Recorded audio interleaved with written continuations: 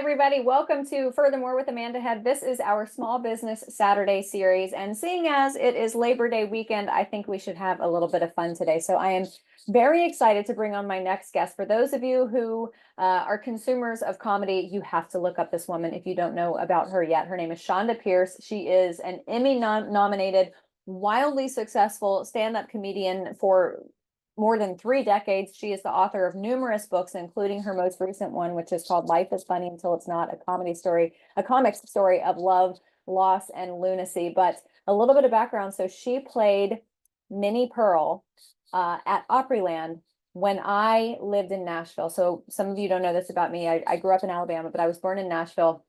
And we went to Opryland multiple times a year, and she played Minnie Pearl, this classic icon in Southern folklore. If you've ever seen these folksy pictures of a woman wearing a hat with a tag hanging off, that's Minnie Pearl. But Chonda played Minnie Pearl at Opryland season after season, and it overlapped with the time that I used to go to Opryland with my family. So she and I have a personal connection, but you are going to absolutely love hearing her personal story, her experiences about her life in comedy, and just all about her. She is an inspirational woman, and I am so honored to have her here. So we're going to take a very quick commercial break, and we'll be back with Chonda Pierce in just a moment.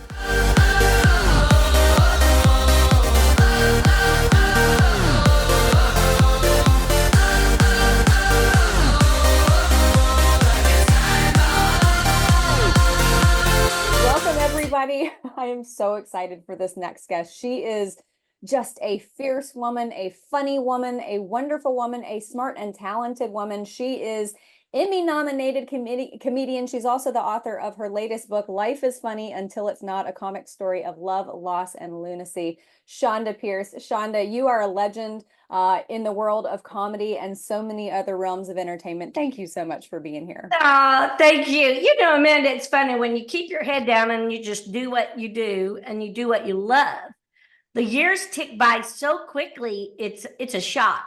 32 years I've been doing stand-up comedy. Wow. And it's funny because I was just talking to a friend last night. You know how you stay in your lane, you do what you do. And I feel very much this was a calling in my life, and I think a lot of comics feel that way, whether they have a faith base or not. But, feel like this is what I was meant to be. This is what I was meant to do. You walk into a lot of comedy clubs and I go, oh, they will never know who I am because I don't do clubs much anymore, and your crowd grows or you give up alcohol, and so you just steer your life in a different direction. And I lament about that sometimes. And then I run into young comics who are working out their material or doing open mics and I go, oh, I'm so glad I'm not there anymore. Yeah. I don't have to know who I am. I don't care. Yeah. Absolutely. I want to start from the beginning because I know so many people are familiar with you. I mean, you are the queen of clean in comedy, which I think is just, it's a compliment beyond being good at comedy because it means that you are so smart and so good at your craft that you don't have to use the low-hanging fruit of vulgarity. So props to you on that. Give everybody just let's start 32 years ago when you began your comedy career. You and I were talking off camera where I got my real interest in being funny was a little lady named Minnie Pearl. Her real name was Sarah Cannon, and she was an iconic figure on the Grand Ole Opry, and shout out to the Opry. It's an iconic place in Nashville, Tennessee, where country music people are asked to be members and things like that. And there's been a few Christian, artists asked to be members, and very rarely are there comedians that come along. But there are several comedians who are members of the Opry. That's my shout out of going, my turn, my turn. Right. But all that to say, I am so grateful to that little country bumpkin character. I worked at a theme park, for 6 years. I was placed in a show that gave the history of country music, even though I didn't know a lot about country music at the time because my father was a very strict pastor. I mean, of one of those holiness churches where you don't listen to the radio or you'll go to hell. Right. And so I was nervous the whole time I worked at Opryland thinking Jesus is going to come any minute and I'm going to hell. But I never did. So there you go. And the only reason they gave me the part, not the only reason, but you have to audition for all the parts that you want. And I auditioned for the Minnie Pearl part because I didn't know how to dance. Yeah. Oh my I've goodness. never been to dances much, and in order to keep my job and get a paycheck 5 times a day, 6 days a week, I had to step out and go, howdy, and tell jokes from Grinder Switch, And I fell in love with it. I think it became more interesting to me. I was a theater arts major in college, so it was more fun than acting, which comedy is a lot of acting. And it was more fun than the singing and anything else I was doing. I just fell in love with putting words together that could make a group of people on a hot sunny day in an outside theater laugh. Yeah. And I fell in love with that craft, but I fell in love with the lady. Sarah Cannon was an incredible talent. She was interested in Shakespearean acting. She went to school for such. She created this bumpkin character to, make a little money on the side. It took over. It just took over her life. And there wouldn't be a Roseanne Barr if there had never been a Minnie Pearl. There wouldn't be a Joan Rivers. I mean, she was one of the first females to ever embrace the comedy world. And she also was clean. Yes. And it taught me a long, long time ago that you're right. You do not have to divert yourself to a filthy, story or filthy words in order to get a laugh. And I am not being judgmental for anybody that does that. As my mother used to say, they're walking in all the light they know. And so, but for me in my house, by the time I started really getting interested in comedy, I already had kids, and I didn't want my kids to hear that coming. I wanted to always work where my kids could at least hear what I'm doing. You know what I mean? I didn't have to run and, cover their ears. I didn't want to be a part in a movie where they couldn't watch it, and so that was always my guide. And then my faith set in. And my guide became a much more deeper than just trying to please my kids or my mother. It really just became something that I was in love with a higher power that really walked me through a lot of tragedy in life. And so I want to honor him, and I want to honor that. And so I have, where I may never get a HBO special, and a lot of that's because of my politics, but I've never wanted for anything, and I've had an incredibly successful, if I can learn to say it. Success scares me. No, I've had a wonderful, successful career, and just kind of flew under the radar a lot from the comedy world. And at the same time, I say that, but every time I walk into a comedy club or the Laugh Factory, the managers know who I am. They read the trades. They know if you're selling a bunch of tickets, and they're always like, would you like to do some time just before Dan Cook? And I'm going, no. Right. Different Not crowd. For Dan Cook. Yeah. You gotta know your audience. I will totally disappoint the audience. I don't think so though, because I think, I understand the appeal, and I'm a part of the consumers of some of these comedians, Dave Chappelle and some of these others who are more vulgar in their comedy. And I will admit that I do enjoy that from time to time.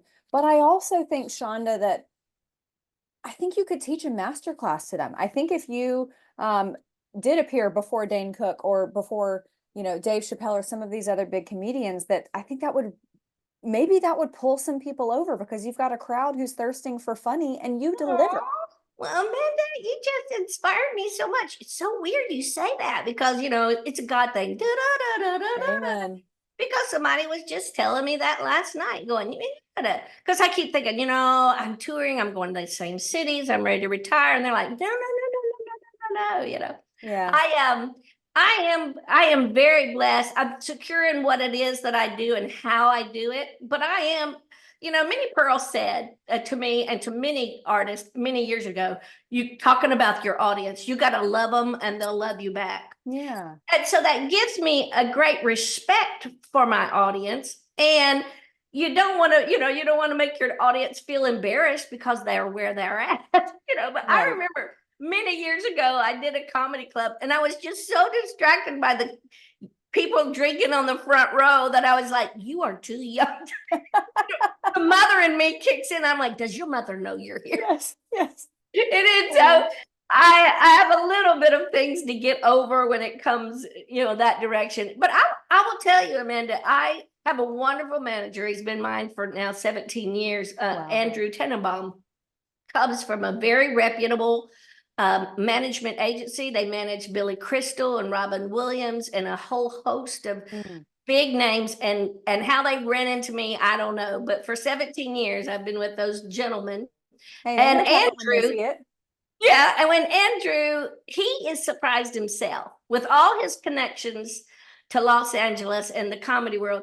He's still a little surprised that I don't get invited or I get looked over. And we really have kind of tracked it, and we really do believe that it's one. I think of it as spiritual warfare, but he thinks of it as politics. Light doesn't like the dark, doesn't like the light.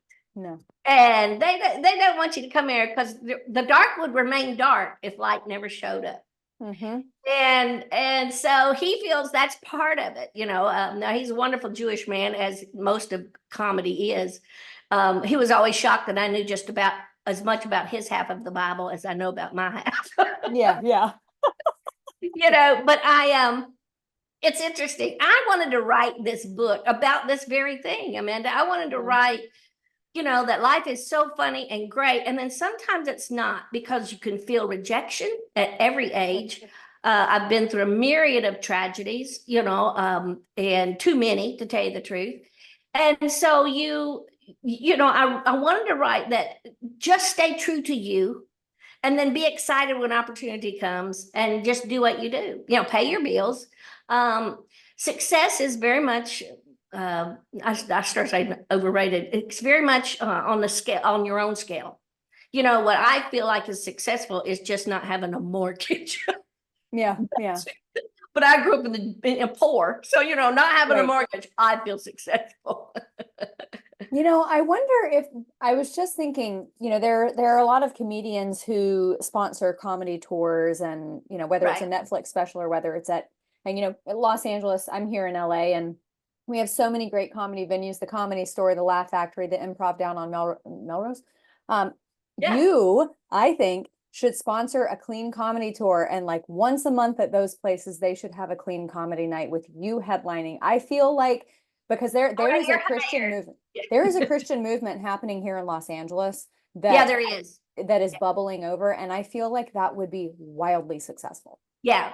You've got a great comics out there too. Michael Jr., great man out in Los Angeles. Very, very funny. Many, many, many years ago, about 20 years ago, he called me up and said, "Why aren't you doing the clubs?" And I'm like, "Because my mother is still alive." Now she's dead, so I could probably do it. Okay, I want to ask you a little bit more about your book, because there are multiple elements. You talk about love and loss and lunacy. I want to start with the love side. Obviously, you talked about how at the beginning of your career you already had children, and I feel like love is probably that. I mean, as you just said, it's the essential ingredient in endearing yourself to your audience and vice versa. Talk to us about that aspect. Minnie was really great, because she would say you got to love them, and they'll love you back. It means respect. It's respecting them, really loving them, not using them as a paycheck, but just using your audience as really wanting to encourage them. Especially today, everybody needs a laugh. I mean, we are in one of the toughest times that I can think of, politically and spiritually, in our country. And so everybody is really due a really good night out. And that's hard, because when you have an audience sitting in front of you and you feel like you do have something that you need to say, I want to say it. I don't want to be one of those that leaves something on the table, and I want to put it all out there. Same thing with this book. I wanted to put everything out there. I have had great success and fun as a comic, but most comics, when you dive into their lives, they've gone through some very heavy duty stuff. We've lost way too many comics from alcohol or drug abuse, depression and suicide. All of those things are relevant and real in the comedy world. I think for a lot of that, we get addicted to what it is that we do. And so I think I've tiptoed around that. I've been very blessed to not, about the time I would get really addicted to want to do this and be a superstar, someone would die. So brings me right back down to earth. Right. I grew up in a very strict home where my father's faith was not really lived out in front of me well. And so it was very hypocritical. It was very sad. And very confusing as a young Christian girl to see what my dad preached was not what he was living. And I went through some abuse, my sisters and I, and then I lost my sisters, and they passed away when I was very young. I was 16 when my big sister was killed in a car wreck, and I was 18 when my little sister passed. And so my family and I went through some deep tragedy. My father left the ministry. He became a horrible victim to his mental health, and that was he was extremely bipolar. And in his manic side, he was quite abusive. In his depressed side, he was very suicidal. And I lived that flip constantly. And somewhere in there was scripture and church and good church people and not so good church people. And how I still love the church probably is the biggest miracle of my life, that you can still see the hypocrisy of all things and yet still hang on to the good pieces of it. And that I wanted to write about that. I talk about, living through the country music world in the early 80s, where the hashtag, we should have started the whole hashtag Me Too back then. And then I lost my beautiful husband, my high school sweetheart, for 31 years. We were married and he had a stroke, but he had a horrible life in alcohol the last 4 or 5 years of his life. So as a comic, I am right for being a comic, because comics walk a tough road. Where you have to be careful is you want that feeling of euphoria. When a crowd is laughing and you've got them in the palm of your hand, you want to feel like that all the time. That's the good stuff. That feels good. It's the sweet spot. But that is your job. And that the reality is you cannot mimic that all the time. And what happens, comics go home and they want to feel that. And so they turn to alcohol, or they turn to drugs, or they feel like they have to be on all the time. I think I've lasted 32 years because I learned that lesson a long, long time ago. And a lot of that was just watching people. When Robin died, my manager was very brokenhearted, as the whole firm was. And I got a lot of interviews of people asking, why do comedians do this? Why do they, and I was able to share, well, I struggle with depression. I'm very depressed. I'm highly medicated, so I'm fine now. But, and I adhere to being very careful about the high of my life. I try to keep it very much in perspective. And that's the lunacy part. There's love, laughter, and lunacy in my life. And that is a lot of lunacy. But the love for your crowd and getting that back from them and genuinely loving them, I think it's been another part of the longevity of my career. Oh, man. I just love hearing about all of this in your career, because I think so many people can relate to it, maybe not on the level that you have experienced it. But we're here with Chonda Pierce, Emmy-nominated, wildly successful stand-up comic, and the author of her new book that we're going to talk about a little bit more after this break.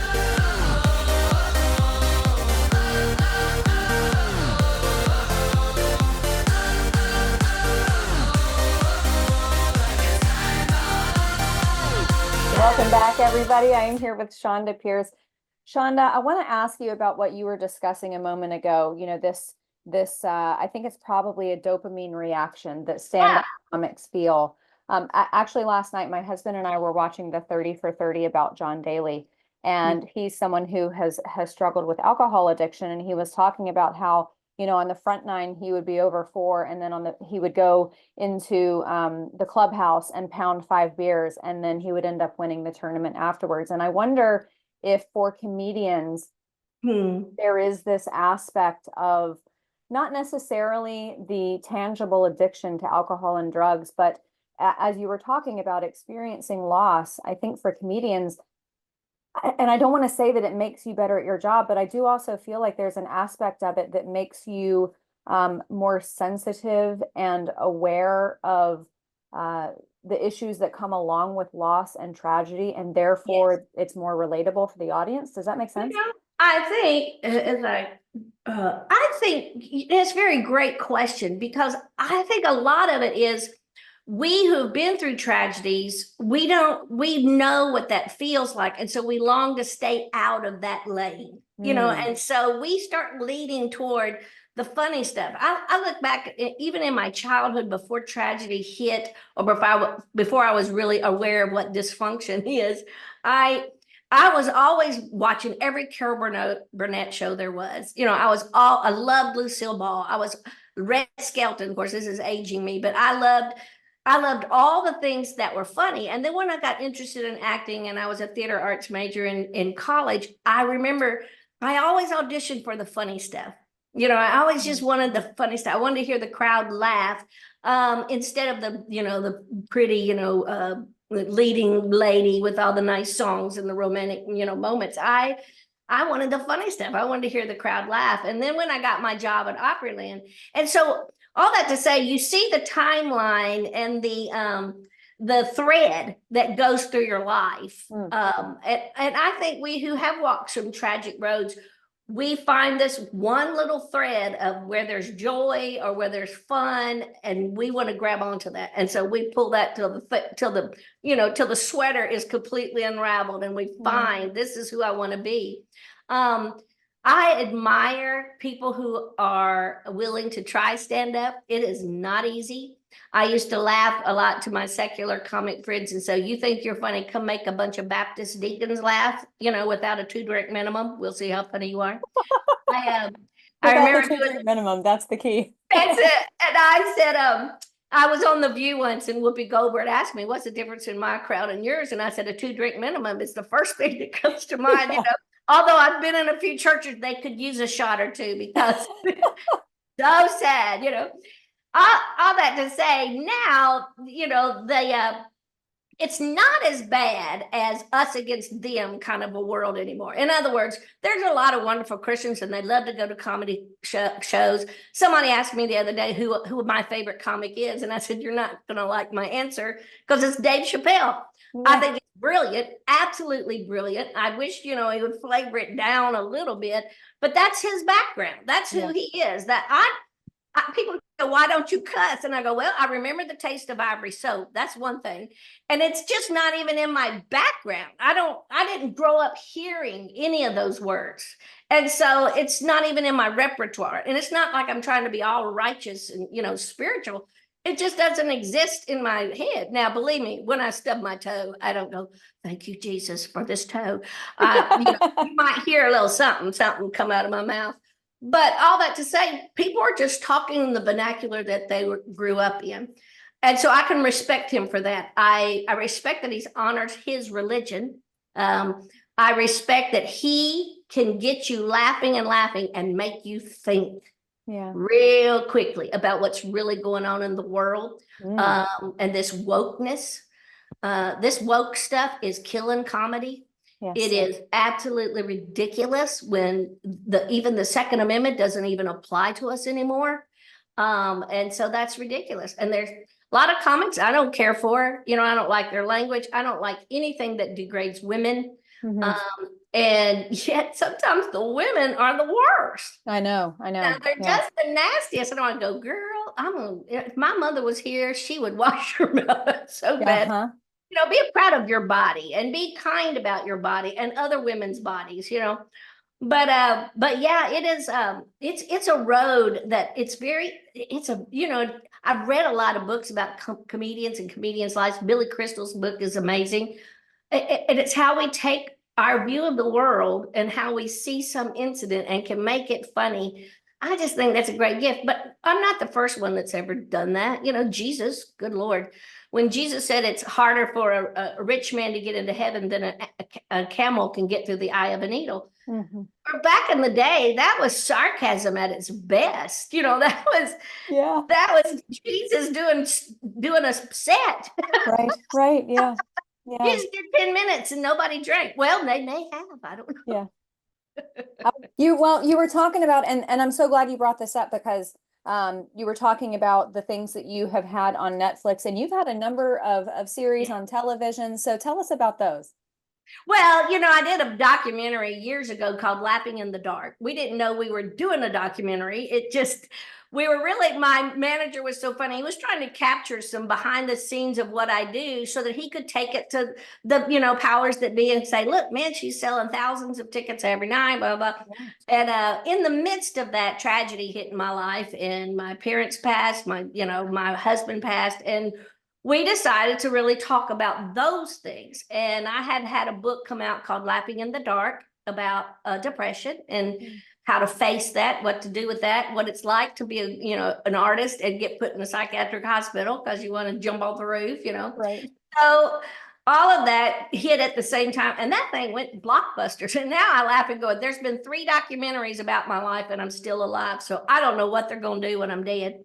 But I've been blessed to do a bunch of Hallmark movies and be in other people's movies. I just did my own script my husband and I worked on years ago, and a wonderful guy named Chris Dowling took it and wrote it, and it was fantastic. And it was in the movie theaters for the while, and now it's on Prime. I think now you can even buy it, called Roll With It, based on the life in my little town. And it was a fun adventure, and all those things are the culmination of 30 years of working hard and doing this. But back to what we were saying is, you stay true to what it is that you do, and then let it fall out, and do hard work. People are always saying, how can I get to do where you are? How can I get a bus and go from city to city? And how do I get my t-shirts made and not go, you know what, don't do it like I did it. Everybody has to die first. Yeah. Don't do it like I did it. Go to a theme park and sweat, till you have no sweat left in your body. It is just, everybody's journey is different, but what we do with it is the key, and how we treat it with respect. Amen.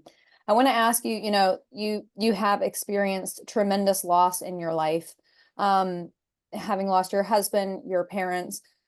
Now, on the 27th of August, 2024, other than comedy, what brings you joy? My son, I have a wonderful place called the Funny Farm, and it's about 100 acres, and we have cabins around in the woods and a place to fish, and we host missionaries and their families and people who are struggling that need a place to just crash. We have a lot of songwriters that come out and write songs. I'm outside of the Nashville area. Those are the things that really bring me joy, but happiness is very temporary. You're going to have a happy day in your life. You're going to have a not so happy day, but joy. And I happen to be a one who loves Jesus. And the Bible says the joy of the Lord is my strength. Mm-hmm. You know what, Amanda, that lets me off the hook. So I don't have to conjure up the joy. I don't have to go, what's wrong with me? I have no joy. It belongs to Jesus. It belongs to God anyway. Absolutely. So every day you get through the day and you have a decent day. That was a gift. That was a gift. Life is hard. And we're in a political place where if we don't make a change, it's going to get even harder. Yeah, amen. I know. So isn't this such an encouraging interview? Well, I'm with you on that. And I think that pretty much all of my audience is as well.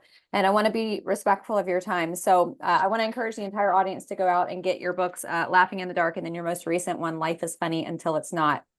When you wrote this book, what is the one thing that you want readers to get from this book?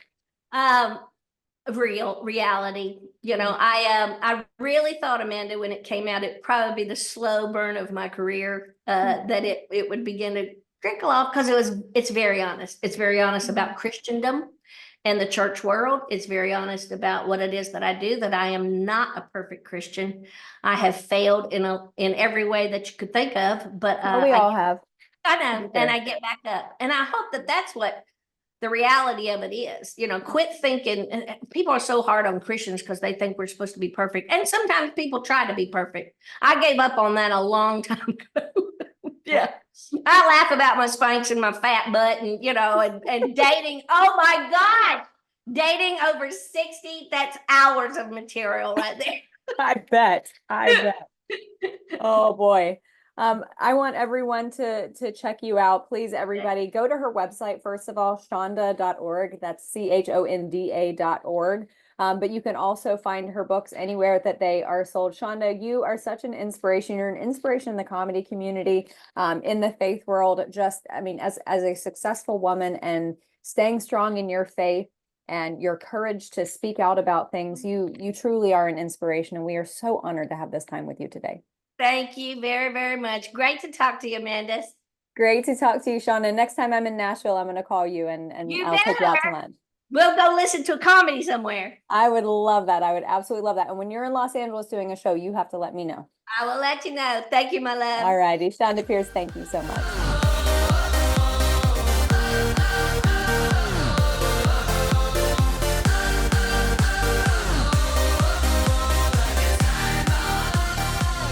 Welcome back, everybody. I want to finish with two kind of, I don't want to say minor stories because they're kind of a big deal in the entertainment world, but they relate to each other. But I want to start off with just a little comment about Chonda. First of all, please, please, please go to her website and check out all of the information about her. You can also find her books on there. It is chonda.org, CHONDA.org, and check out her books and just more about her. And if she is ever in your town, you got to go see her because she is hilarious. You can find videos of her and stand up of her, and she's just absolutely brilliant. And I grew up in a Christian household, really, really faith-filled parents. And so I remember this cassette tape, and maybe it was more than one. There may have been multiple seasons of it or multiple editions of it, called Just Clean Fun. And I can't find it on the internet because they probably didn't make it beyond cassette tapes, and that ages me a little bit. But it was called Just Clean Fun, and there was a bar of soap on the front. And I was able to find a little something on Amazon about it, a connection to a comedian named Justin Fennell. So I don't know if he was just one of the comedians who did it, or if he was the whole Just Clean Fun series. But it was really, really fun and funny. And I think that it gave me a heightened appreciation for comedy beyond the comics out there who curse a lot and tell vulgar stories and use sexual content in their stand-up routines to try to draw in the audience. And I think that you have to have an extra amount of intelligence in comedy and talent and timing and deliverability to be able to be successful in the clean comedy world. And Chonda has done that absolutely masterfully. Okay, I want to get to a few stories before we head out for the weekend. So last weekend, we heard, what was that, last Friday, RFK Jr. Endorsed President Trump. That was last Friday. And he announced that in his own press conference. And then later that evening, he appeared with President Trump on stage at his rally in Glendale, Arizona. And it was huge. And boy, the MAGA crowd embraced RFK. He came out to Foo Fighters, to a Foo Fighters song, and Foo Fighters are now saying that it was unauthorized use, which is not true at all. If you have a BMI or ASCAP membership, then you pay an annual fee and you can use any of the music in their catalog. Foo Fighters, you know how this works. You're just lying for political gain. Anyway, so RFK walks out on the stage and the crowd goes absolutely wild. President Trump shook his hand and gave him one of those manly hugs, when they shake the hand and then they put their arm around the shoulders at the same time. And it was just really, really wonderful to see. And it was wonderful to hear how much the MAGA crowd really embraced what RFK Jr. had to say, especially with respect to government censorship and social media censorship, and with respect to what is now MAHA, M-A-H-A, not MAGA, but MAHA, making America healthy again, because so many people on the conservative side of the aisle, we've become a bunch of hippies, and I absolutely love it. I am the first one to tell you that 5 years ago, I never would have described myself as granola, ever. But now, as I've told many of you, I switched over to natural deodorant, natural toothpaste. I'm paying much more attention to the ingredients in my skincare and my makeup and, seed oils and all the stuff. And now I've become a bona fide hippie. And it seems that the parties have reversed with respect to that. You've got Democrats who are just an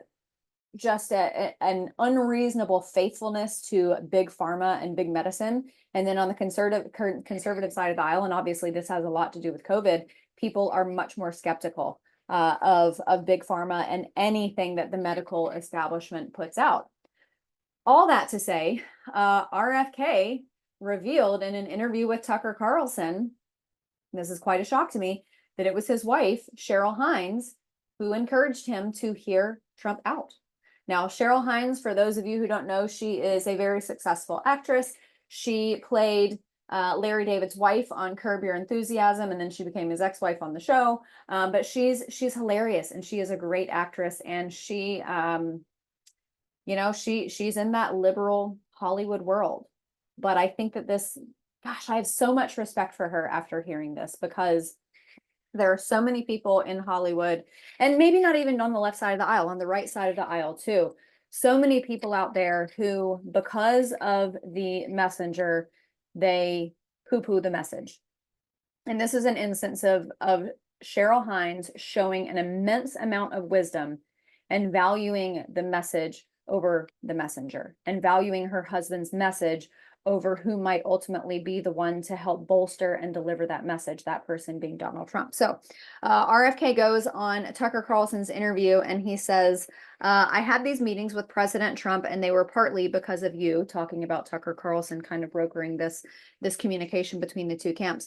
And Kennedy said that he was told that there was interest in the Trump campaign by the president of including me. And then he talked about vice president, which I wasn't interested in.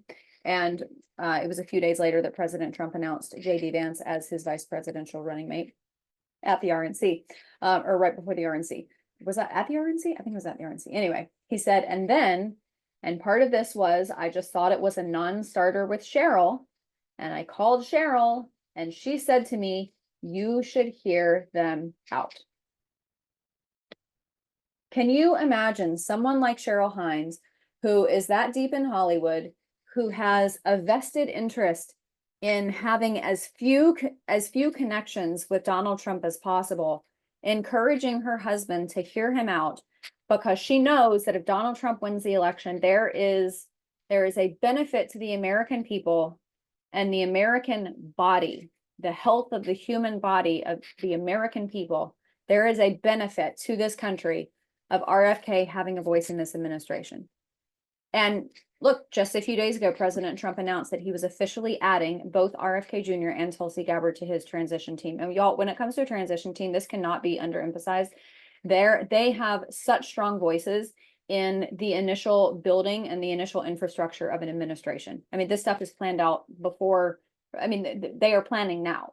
They are planning for Donald Trump to win and for these folks to have a voice in who fills the roles in this administration. So it is vital that people who have great ideas, look, you might not like the D next to their name. You might not like the I or the L or the G next to their name for independent, libertarian, or Green Party. You might not like that. But these people have good ideas that are worth listening. I love Tulsi Gabbard on the military front. I love that because she's a veteran and she has fought for our country, that she's not one of these people who is ready to jump into every conflict. We had, Congressman Warren Davidson from Ohio. We had him on the show earlier this week, and he said, you don't have to, how did he say it? He said it in such a great way. He said, you don't have to get into every war that you're invited to. And Tulsi Gabbard is exactly that. She is so pragmatic when it comes to our conflict involvement. And I think that she has great ideas. And same with RFK, especially when it comes to the health stuff and conservation of our environment, because he's an outdoorsman. I think that they have very, very valuable opinions and wisdom to offer President Trump. And I think that a second Trump administration will look very, very different. All right.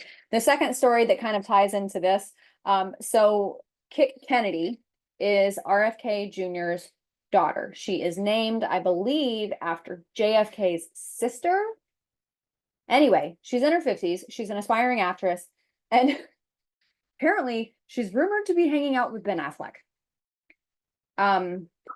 So you've got Ben Affleck, who is a raging liberal, who is now dating Kit Kennedy, who is the daughter of RFK Jr. And look, I know that that's a lot of degrees of separation, but I also think that RFK Jr., the impact of him joining the Trump movement, I don't think that we will be able to accurately calculate that impact for years to come, because I think that RFK stepping forward, with the support of his wife, Cheryl Hines, who's a pretty good sized figure in Hollywood, especially in the lives of people like Larry David, who is also huge in Hollywood. I think that the impact of that, the relationship, the connections there. I think that when you have someone like RFK Jr. and his wife Cheryl Hines who paved the way for this, that you might actually start seeing some of these celebrities out there who, and you guys know I've had a long-standing opinion that for celebrities who remain silent on politics, I'm pretty sure they're on our side, or at least somewhere in the middle. I think that this will provide a little bit of grace and allowance for other people to step forward. And we all know that courage is contagious.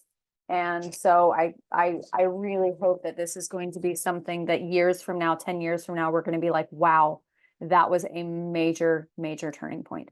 And a lot of people are referring to this new gaggle of Democrats coming over for President Trump, Elon Musk, Tulsi Gabbard, RFK Jr., these people coming forward, that it's building like a Justice League, like an Avengers, a group of Power Ranger Democrats who are coming and crossing the aisle for Donald Trump because of what Donald Trump represents and what the new Republican Party, the grand new party, the GNP, what it represents now. And I try to keep a healthy balance between Chicken Little and Pollyanna. I got to admit that after the whole RFK thing, I moved a little bit more in the Pollyanna direction. However, do not stop fighting. Do not stop. We got 4 minutes left in the ball game. We're 3 touchdowns behind. So we got to fight, like President Trump said on that stage in Butler, Pennsylvania. Okay, so speaking of Butler, Pennsylvania and more rallies, President Trump's going to have more rallies next week. I do believe one is in Pennsylvania, but we will be talking about that later in the week next week. And we are going to have a regular audio podcast on Monday. I know a lot of podcasters like to take Labor Day and Memorial Day and things like that as an excuse to not put out a podcast. That's not us here. We are always working and always trying to stay consistent with our scheduling. So Monday, a brand new audio episode, and then again on Wednesday and Friday, and another Small Business Saturday episode next weekend. So everybody find me on social media, Amanda Head, and you can find the podcast on X at Furthermore Pod. And that is where all of our Small Business Saturday video episodes go out on, as you are probably watching here. And encourage all of your friends to go download the podcast on the audio platforms, all of the major podcasting platforms, Apple, Spotify, iHeartRadio, all those good ones. And we appreciate you being here, everybody, and I'll see you on Monday.